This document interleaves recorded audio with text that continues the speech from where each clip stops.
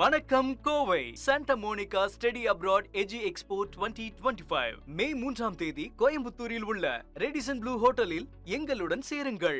Kolkata Knight Riders versus Delhi Capitals and அந்த மேட்சை Kolkata Knight Riders win பண்ணியிருக்காங்க. அண்ட் டெல்லி கேபிட்டல்ஸ் மறுபடியும் ஒரு லாஸை ரெஜிஸ்டர் பண்ணியிருக்காங்க. கடைசி 4 மேட்ச்ல அவங்க ரெஜிஸ்டர் பண்ணுற 3வது லாஸாக இது இருக்குது. அண்ட் நிறைய விஷயங்கள் இதை பற்றி பேச வேண்டியிருக்கு. இந்த கேம் சுற்றி நிறைய சுவாரஸ்யமான விஷயங்கள் நடந்திருக்கு. யார்கிட்ட பேச போகிறோம் அப்படின்னா கிரிக்கெட் அனலிஸ்ட் கிருபாகரனோட தான். வணக்கம் கிருபாகரன். வணக்கம் ப்ரோ.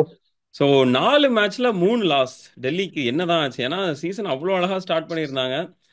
4 மேட்ச்ல 3 லாஸ் அப்படின்னு சொன்னாலும் அதில் ஒரு டை வேற இடையில இருக்குது. அப்படியே 5வது மேட்ச் என்ன அப்படின்னு பார்த்தோம் அப்படின்னா அது வந்து ஆர்ஆருக்கு அகேன்ஸ்டாக ஒரு மேட்ச் டை பண்ணியிருக்கிறாங்க.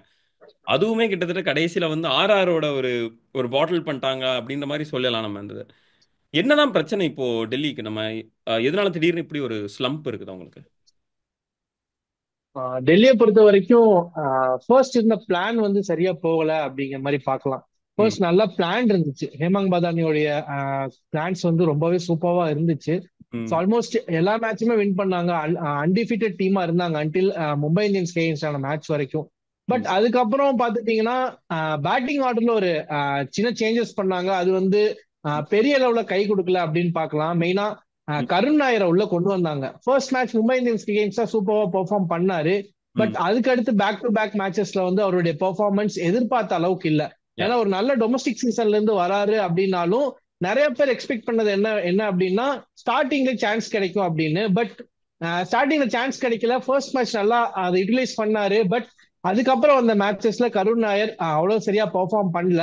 இது வந்து பேட்டிங் ஆர்டர் வந்து கொஞ்சம் கொலாப்ஸ் பண்ணுதோ அப்படிங்கிற மாதிரி நான் பாக்குறேன். ஏன் அப்படின்னா கருண் நாயர் டாப்ல வந்துடுறாரு. அதுக்கப்புறம் ராகுல், அதுக்கப்புறம் அக்ஷர் பட்டேல், ஸ்டப்ஸ், அதுக்கப்புறம் விப்ராஜ், அசுதோஷ் வராங்க.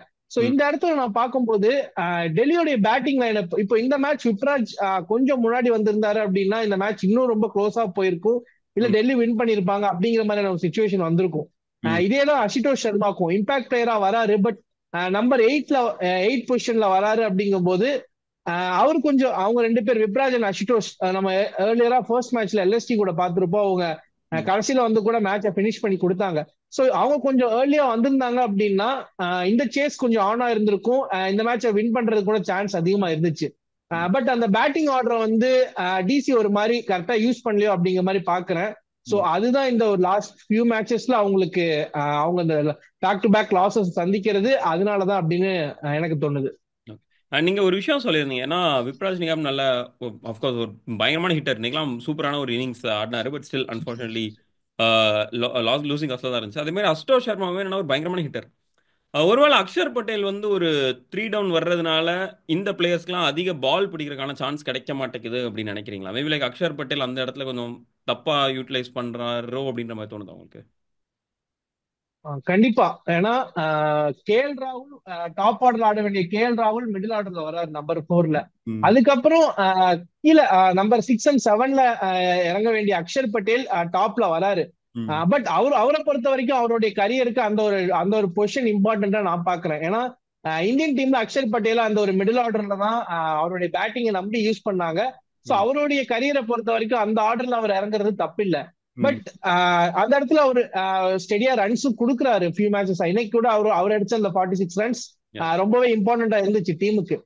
பட் டெல்லி ஒருவேளை அக்ஷர் பட்டேல் அந்த ஒரு பொசிஷன்ல பிளேஸ் பண்றாங்க அப்படின்னா ட்ரிஸ்டன் ஸ்டப்ஸ அசுதோஷ் அண்ட் விப்ராஜுக்கு அடுத்து களம் இருக்கலாம். ஏன்னா அவங்க ஸ்டப்ஸ் மாதிரியான ஒரு பிளேயர் வந்து வந்த உடனே ஹிட் பண்ணி ஆடக்கூடிய ஒரு பிளேயர், குவிக்கா ஆடக்கூடிய ஒரு பிளேயர் தான்.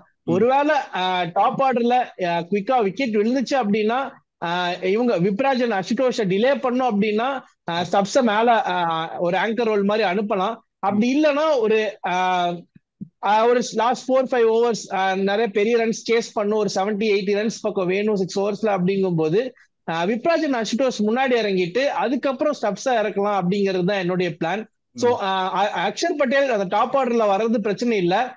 பட் பிளான்ஸுக்கு தகுந்த மாதிரி, அதாவது டார்கெட் எவ்வளவு இருக்கோ அதுக்கு தகுந்த மாதிரி பேட்டிங் ஆடுற விப்ராஜ் அண்ட் அசுதோஷை முன்னாடி இறக்கிட்டு ஸ்டப்ஸ் மாதிரியான பிளேயர்ஸை பின்னாடி வச்சுக்கிறது அப்படிங்கிறது ஒரு நல்ல பிளானா இருக்கும். Okay cool. அண்ட் இந்த ஒரு விஷயத்துல நம்ம டுப்ளசிஸோட இன்னிங்ஸை பார்க்கணும் அப்படின்னு நினைக்கிறேன். ஏன்னா 200+ அப்படின்ற ஒரு மிகப்பெரிய டார்கெட்டை சேஸ் பண்றாங்க. அந்த மேட்ச்ல 45 பால்ஸுக்கு 62 அப்படின்ற அந்த ஒரு இன்னிங்ஸ் வந்து கொஞ்சம் ஸ்லோ டவுன் பண்ணுதோ அப்படின்ற மாதிரியான ஒரு கொஸ்டின் இருக்கு. குறிப்பா அனுகுல் ராய் அண்ட் நம்ம சுனில் நாராயண் ஓவர்லாம் அவரால் ஃபேஸ் பண்ண முடியாம இருந்தது. கிட்டத்தட்ட பார்த்தோம்னா ஸ்டாட்டிஸ்டிக்ல பார்த்தோம்னா 15 பால்ல 7 ரன் தான் அடிச்சிருக்காரு அந்த அனுகுல் ராய் அண்ட் சுனில் நாராயணோட ஓவர்ஸை பார்த்துட்டோம் அப்படின்னா. இதெல்லாம் வச்சு பார்க்கும்போது பாஃப் டுப்ளஸியோட இன்னைக்கு இன்னிங்ஸ் வந்து மற்ற பிளேயர்ஸ்க்கு கொஞ்சம் ப்ரெஷர் போட்டுருச்சோ, ஒருவேளை கேஎல் ராகுல் மாதிரியான பிளேயர்ஸ்க்கு ப்ரெஷர் அதிகப்படுத்திருச்சோ அப்படின்ற மாதிரியான ஒரு சந்தேகம் வருது. அது எப்படி பாக்குறீங்க நீங்க? சோ கண்டிப்பா, ஏன்னா ஃபேப் டுப்ளசிஸோட இன்னிங்ஸ் நீங்க சொன்ன மாதிரி ஸ்பின்னர்ஸ் எகேன்ஸ்டா அவருடைய ஸ்ட்ரகிள் இருந்துச்சு. ம். நீங்க சொன்ன மாதிரி நீங்க கரெக்டா சொன்னீங்க, அந்த 15 பால்ஸ்க்கு 7 in the middle அப்படின்னு வருது, அது நானும் நோட் பண்ணேன். சோ ம். என்னதான் அவருடைய 65 ரன்ஸ் 46 பால்ஸ்ல 65 ரன்ஸ் இந்த சேஸுக்கு யூஸ்ஃபுல்லா இருந்துச்சுனாலும் அவரு எடுத்துக்கிட்ட 45 பால்ஸ் அப்படிங்கும்போது அது இந்த சேஸ்ல வந்து மத்த பேட்ஸ்மேனுக்கு ப்ரெஷரை போட்ட மாதிரி தான் இருந்துச்சு. சோ ம். இந்த சேஸ்ல என்ன பண்ணிருக்கணும் அப்படின்னா ஒரு நல்ல ஆங்கர் இன்னிங்ஸ் ஆடி இருக்கணும், ஸ்ட்ரைக் ரொட்டேஷன் அந்த மாதிரி பண்ணிருக்கணும். ஒருவேளை ஸ்பின்னர்ஸ்க்கு எகேன்ஸ்டா பெரிய சான்ஸ் எடுக்க முடியல அப்படின்னா ம். அடுத்த அந்த ஆப்போசிட் லைன்ல இருந்த கேஎல் ராகுல், அக்ஷர் பட்டேல் மாதிரியான பிளேயர்ஸுக்கு ஸ்ட்ரைக் கொடுத்துருக்கணும். சோ ம். அந்த இடத்துல அவரு மிஸ் பண்ணிட்டாருன்னு நான் பாக்குறேன். ம். இந்த 65 ரன்ஸ் ஓகே தான், பட் அவருடைய ஸ்ட்ரைக் ரேட்டை வச்சு பார்க்கும்போது மேபி அவர் வந்து அந்த 65 ரன்ஸ் ஒரு 30 பால்ஸ்ல அடிச்சிருந்தாரு அப்படின்னா அந்த லாஸ்ட்ல ஒரு லாஸ்ட் ஓவர்ஸ் 25 ரன்ஸ் தேவைப்பட்டுச்சு. அந்த மாதிரியான ஒரு ப்ரெஷர் சுச்சுவேஷனுக்கு டிசி போயிருக்க மாட்டாங்க. சோ ம். அவருடைய இன்னிங்ஸ் வந்து ஒரு மெயின் ரீசன் சேஸ், இந்த மாதிரியான ஒரு சேஸ்ல அவருடைய அந்த ஸ்லோ இன்னிங்ஸ் அப்படிங்கிறது ஒரு பெரிய ஒரு பெரிய டிராபேக்கை நான் பார்க்கிறேன். ஸோ ஃபேப் டுப்ளசிஸை பொறுத்த வரைக்கும் இன்னும் கொஞ்சம் ஃபாஸ்டா ஆடணும் இனி வர மேட்சஸ்ல. அவர் மாதிரியான இந்த வயசுலயும் சூப்பரா விளாடுறாரு. ஸோ ஃபாஸ்ட் பவுலர்ஸ் எல்லாம் நல்லா தான் ஃபேஸ் பண்றாரு. ஸோ ஸ்பின்னர்ஸ்க்கு ஸ்ட்ரகிள் இருக்கு. ஸோ அதை வந்து ஒரு ஃபேஸ் பண்ணிக்கணும். அதை வந்து கொஞ்சம் மாத்தி கொஞ்சம் கேம் பிளான்ஸை கொஞ்சம் சேஞ்ச் பண்ணிக்கணும். ஸ்ட்ரைக் ரொட்டேஷன் இனி ஆப்போசிட்ல இருக்க கேஎல் ராகுல், அக்ஷர் பட்டேல் மாதிரியான பிளேயர்ஸ்னால ஸ்பின்னர் நல்லாவே ஆட முடியும். ஸோ ஸ்ட்ரைக் ரொட்டேட் பண்ணி அவங்களுக்கு ஸ்ட்ரைக் கொடுத்துட்டாங்க அப்படின்னா ஃபாஸ்ட் பவுலர்ஸை இவர் எடுத்து விளாண்டுக்கலாம். அவுட் ஆனதுமே ஒரு ஸ்பின்னருக்கு எகேன்ஸ்டா தான் சான்ஸ் எடுக்க போய் அவுட் ஆனாரு. சோ அந்த மாதிரியான அந்த டைம்ல அவருக்கு அந்த ப்ரெஷர் வந்துருச்சு, சுனில் நாராயணுக்கு எகேன்ஸ்டா ரன்ஸுக்கு போய் ஆகணும் அப்படிங்கிற ஒரு ப்ரெஷர் வந்துச்சு. சோ ப்ரெஷர் அவர் எடுத்துக்காம ஸ்ட்ரைக் ரொட்டேஷன் பண்ணி, ஏன்னா டிசில விளையாடுற மேக்ஸிமம் பிளேயர்ஸ் வந்து ஸ்பின்னர்ஸ் நல்லா ஆடக்கூடிய பிளேயர்ஸ் தான். சோ அவங்களுக்கு ஸ்ட்ரைக் கொடுத்துருக்கலாம். சோ இந்த மேட்ச் லாஸ் ஆனதுக்கு அது ஒரு மெயின் ரீசனா பாக்குறேன். அண்ட் டிசியோட பவுலிங்ல இன்னைக்கு டாஸ் போட்ட உடனே அந்த கான்ட்ரவர்சி வந்தது. நடராஜன் இன்னும் என்னதான் பண்ணணும்? ஏன்னா அவங்களுக்கு டிசி வந்து கடைசி கொஞ்ச நாளாவே பவுலிங்ல ஸ்ட்ரகிள் பண்ணிருக்காங்க. லைக் நடராஜன் என்னதான் பிரச்சனை பாக்குறாங்கன்னு நினைக்கிறீங்க டிசி? சோ நடராஜன் நான் ப்ராப்ளம் இருக்க மாதிரி பார்க்கல. இன்னொரு விஷயம்னா ஸ்டார்க் அந்த இடத்துல ஒரு லெஃப்ட் ஆர்ம் பேசர் இருக்காரு. சோ 2 லெஃப்ட் ஆர்ம் பேசரோட போலாமா அப்படிங்கிற மாதிரி அவங்க யோசிக்கிறாங்களா அப்படின்னு தெரியல. பட் டிசியோட லாஸ்ட் ஃபியூ மேட்சஸ் பவுலிங்னு பார்க்கும்போது அவங்க பண்ண பவுலிங் சேஞ்சஸ் அண்ட் அவங்களுடைய பவுலர்ஸ் எல்லாத்தையும் வச்சு பார்க்கும்போது நடராஜன் மாதிரியான ஒரு பவுலர் கண்டிப்பா தேவைப்படுது அப்படிங்கிற மாதிரி தான் யோசிக்க தோணுது. ஏன்னா இன்னைக்கு துஷ்மந்தா சமீரா வந்தாரு, ஃபர்ஸ்ட் ஓவரே ஒரு 25 ரன்ஸ், அந்த இடத்துல கேம் வந்து ஓரளவுக்கு சேஞ்ச் ஆயிருச்சு அப்படிங்கிற மாதிரி நான் பாக்குறேன். சோ நடராஜன் அங்க இருந்திருந்தாரு அப்படின்னா, ஒருவேளை துஷ்மந்தா சமீராக்கு பதிலாக நடராஜன் அங்க இருந்தாருன்னா டெத் ஓவர்ஸ் நல்லா ரன்ஸ் கண்ட்ரோல் பண்ணிருக்கலாம். இந்த ஐபிஎல்ல மேக்ஸிமம் யாக்கர்ஸ் போல் பண்ணக்கூடிய பவுலர்ஸ் வந்து நல்லா டாமினேட் பண்றாங்க. அண்ட் யாக்கர் ரன்ஸ் வந்து இப்போ பெரிய ரன்ஸ் 200+ ரன்ஸ் ஸ்கோர் பண்ற ஐபிஎல்ல கூட யாக்கர்ஸ் வந்து ரொம்ப குரூஷியலா இருக்கு. சோ நிறைய யாக்கர்ஸ் போல் பண்ற பவுலர்ஸ் வந்து தேவைப்படுறாங்க. சோ இந்த இடத்துல நடராஜன் மாதிரியான பவுலர்ஸ் 24 பால்ஸும் யாக்கர்ஸ் போட முடியும் அப்படிங்கறதால அவரு கண்டிப்பா வந்தே ஆகணும். சோ இன்னுமே அந்த அந்த ஒரு கான்ட்ரவர்சி அவங்க மேல தொடர்ந்துட்டு தான் இருக்கு. சோ இது கண்டினியூ ஆகக்கூடாது அப்படின்னா, அந்த இதே மாதிரி டெல்லியோடைய லாஸ் கண்டினியூ ஆகக்கூடாது அப்படின்னா கூடிய சீக்கிரம் நடராஜன் மாதிரியான பவுலர் வந்தே ஆகணும். ஹேமந்த் மதானி மாதிரியான ஒரு பிளேயர், ஒரு கோச் அங்க இருக்காரு, தமிழ்நாட்டை சேர்ந்த ஒரு கோச். ஸோ அப்படிங்கும் போது அவர் கொஞ்சம் யோசிப்பாரு, நடராஜனை கன்சிடர் பண்ணுவாரு அப்படின்னு நான் எக்ஸ்பெக்ட் பண்றேன். ஓகே. அண்ட் டெல்லியோட பேக் டு பேக் லாஸ் பத்தி லைட்டா கிடைக்க பேசிடலாம்னு நினைக்கிறேன். கடைசி முன்னாடி சொன்ன மாதிரி அந்த 4 மேட்ச்ல 3 லாஸ், ஒரு மிக புவரான ஒரு ரெக்கார்ட் தான் வச்சிருக்காங்க. டாப் ஆஃப் த டேபிள்ல இருந்தவங்க இப்போ 4th இருக்கிறாங்க. நாளைக்கு மேட்ச்ல இஃப் பஞ்சாப் கிங்ஸ் வின் பண்ணிட்டாங்க அப்படின்னா டெல்லி வந்து 5th போறதுக்கான சான்சஸ் இருக்கு. ஸோ இப்போ அவங்க ஒரு மிகப்பெரிய ரிஸ்க் இருக்கு. ஏன்னா மும்பை இந்தியன்ஸ் ஒரு நல்ல ரன் ஆஃப் ஃபார்ம்ல இருக்கிறாங்க. 5 மேட்ச்லாம் கடைசி 5 மேட்ச்ல 5 வின் ரெஜிஸ்டர் பண்ணிருக்காங்க.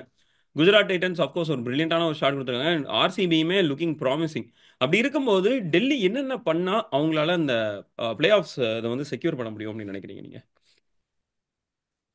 சோ டெல்லியை பொறுத்த வரைக்கும் பேட்டிங் ஆர்டர் அபிஷேக் போரல வந்து அபிஷேக் போரல் ஒரு 2 மேட்ச் அடிச்சு கொடுத்தாரு. பட் பெரிய அளவுல ப்ராமிசிங்கா இல்ல. விக்கெட் கீப்பர் பொசிஷனை வந்து கேஎல் ராகுலுக்கு கொடுத்து அதே மாதிரி அவருடைய பொசிஷன் அப்படியே ரீப்ளேஸ் பண்ணி ஓப்பனரா கேஎல் ராகுல் வந்தாரு அப்படின்னா நல்லா இருக்கும். ஸோ ஒருவேளை கேஎல் ராகுல் வந்தாரு அப்படின்னா sorry bro, in middle order Axar Patel, அதுக்கப்புறம் விப்ராஜன், அச்சுதோஷ் மாதிரியான பிளேயர்ஸ் அந்த ஒரு பொசிஷன்ல மிடில் ஆர்டர்ஸ் நல்லா விளையாடுவாங்க. ஸோ அதுக்கப்புறம் பவுலிங்ல சொன்ன மாதிரி நடராஜன் மாதிரியான பிளேயர்ஸ் வரணும்னு நான் எக்ஸ்பெக்ட் பண்றேன். ஸ்பின் டிபார்ட்மெண்ட் பொறுத்த வரைக்கும் நல்லா இருக்கு. விப்ராஜ் நிகம் வந்து நல்லா ஒரு 4 overs அவரை வச்சு பவுல் பண்றாங்க. அப்படிங்கும் போது ஸ்பின் டிபார்ட்மெண்ட்ல எந்த சேஞ்சஸும் பண்ண வேண்டியது இல்லை. குல்தீப் யாதவ் ஸ்பெஷலி அவருடைய அந்த விக்கெட் டேக்கிங் அப்படிங்கிறது இந்த சீசனே நம்ம பார்க்க முடியல. ஃபர்ஸ்ட் டெல்லி நல்லா விளையாண்ட அப்பவும் சரி, இப்போ டெல்லி கொஞ்சம் போரான ஃபார்மை கண்டினியூ பண்ணும்போதும் சரி, குல்தீப் யாதவுடைய எக்கனாமிக்கலும் ஸ்லைட்டா மிஸ் ஆகிற மாதிரி தெரியுது. அதே மாதிரி இந்த விக்கெட் டேக்கிங்கும் மிஸ் ஆகிற மாதிரி தெரியுது. சோ இதை வந்து அட்ரஸ் பண்ணும். குல்தீப் யாதவ் இனி இந்த டோர்னமெண்ட் கொஞ்சம் ஸ்பின்னர்ஸுக்கு கொஞ்சம் சாதகமா இருக்கும் இந்த டோர்னமெண்ட். அப்படிங்கும் போது குல்தீப் யாதவ் மாதிரியான ஸ்பின்னர் கொஞ்சம் நல்லா போல்ட் பண்ணணும். அதே மாதிரி ஃபாஸ்ட் போலிங் துஷ்மந்தா சமீர் அக்பர்லா நடராஜன் ஒரு ஆப்ஷனா பார்ப்பேன். அதே மாதிரி மிச்சல் ஸ்டார்க் அவரு போல்ட் பண்ணிடுவாரு. அப்படிங்கும் போது ஒரு 2 சேஞ்சஸ் டெல்லினால பண்ண முடிஞ்சிச்சு, அது திரும்ப அவங்க ஃபார்மை கொண்டு வர முடிஞ்சு அப்படின்னா கண்டிப்பா ஷோ ஷார்ட்டா நம்ம டாப் 4 ஃபினிஷ் பண்ணுவாங்க. இல்ல அப்படின்னா அந்த டாப் 4க்கு இப்போ நிறைய காம்படிஷன் வந்துட்டு இருக்கு. நீங்க சொன்ன மாதிரி GT, RCB, Mumbai Indians, Punjab கிங்ஸும் நாளைக்கு வின் பண்ணிட்டாங்க அப்படின்னா டாப் 4ல இருந்து அவங்க வெளியே போறதுக்கான சான்சஸும் இருக்கு. ஸோ டெல்லியை பொறுத்த வரைக்கும் அடுத்து வர கேம்ஸ் ரொம்ப ரொம்ப இம்பார்ட்டன்ட். சேஞ்சஸ் பண்ணணும், அதுக்கு தகுந்த மாதிரி அவங்க அடாப்டும் ஆயிக்கணும். ஸோ அதெல்லாமே அவங்க பெர்ஃபெக்டா பண்ணணும்னு எக்ஸ்பெக்ட் பண்றேன். அண்ட் அதே மாதிரி கொல்கத்தா நைட் ரைடர்ஸ் இப்போ பார்த்தோம் அப்படின்னா 9 points இருக்காங்க, ஜஸ்ட் 3 points பிலோ அந்த பிளே ஆஃப்ஸுக்கு. ஸோ இப்போ அவங்களுக்குமே ஒரு நல்ல பாசிபிலிட்டி இருக்குன்னு நம்ம சொல்லிக்கலாம். அண்ட் எந்தெந்த விஷயங்களும் இன்னும் கரெக்டாக பண்ணாங்க அப்படின்னா அவங்களுக்கு பிளே ஆஃப் வர்றதுக்கு சான்சஸ் இருக்கு. ஸோ கேகேஆரை பொறுத்த வரைக்கும் சில சேஞ்சஸ் தேவைப்படுது. டெல்லி மாதிரியே பேட்டிங் ஆர்டர்ல கொஞ்சம் சேஞ்சஸ் பண்ண வேண்டியது இருக்கு. டாப் ஆர்டர் இன்னைக்கு கொஞ்சம் ஷைன் பண்ணிட்டாங்க. சுனில் நரேன் ஒரு quick fire knock, Rahmanullah Gurbaz, Raghuvanshi, Rahane, so எல்லாருமே இந்த டாப் 3 வந்து கொஞ்சம் குயிக்கா ஆடிட்டாங்க. அதுக்கப்புறம் ரகுவன்ஷி கொஞ்சம் ஆங்கர் பண்ணி அவரும் கொஞ்சம் குயிக்காவே ஆடினாரு. பட் இந்த இடத்துல என்ன ப்ராப்ளம் அப்படின்னு பாக்குறோம் அப்படின்னா ரசல், ரிங்கு அண்ட் அதுக்கப்புறம் போவல் வராரு, ரோமன் போவல் வராரு. ஸோ இவங்க இன்னும் ஸ்டெப் அப் பண்ணலையோ அப்படின்னு நான் பாக்குறேன். இந்த பினிஷிங் ஆர்டர் வந்து கொஞ்சம் ஸ்டெப் அப் பண்ணி ஆடினாங்க அப்படின்னா இன்னைக்கே அந்த 200+ வந்துருச்சு. பட் மெயின் ஸ்டேஜஸ்ல டாப் ஆர்டர் பெர்ஃபார்ம் பண்ணாத ஸ்டேஜஸ்ல இந்த மிடில் ஆர்டர் ஸ்டெப் அப் பண்ணணும் நான் பாக்குறேன். Okay, cool. Thank you so much Kirubakaran. உங்களோட டைம் பண்ணி நிறைய விஷயங்கள் ஷேர் பண்ணீங்க. ரொம்ப ரொம்ப நன்றி. Thank you so much. Thank you bro. வணக்கம் Kovai. Santa Monica study abroad எஜி எக்ஸ்போ 2025 மே 3ஆம் தேதி கோயம்புத்தூரில் உள்ள ரெடிசன் ப்ளூ ஹோட்டலில் எங்களுடன் சேருங்கள். Subscribe to One India and never miss an update.